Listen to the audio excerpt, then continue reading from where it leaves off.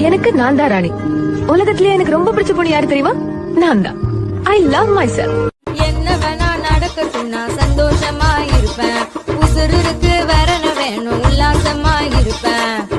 எனக்கு ராஜாவானா, எனக்கு ராஜாவானா, எனக்கு ராஜாவானா வாழுறேன். எதுவும் இல்லைன்னாலும் ஆளுறேன். தட தட தடவேன தர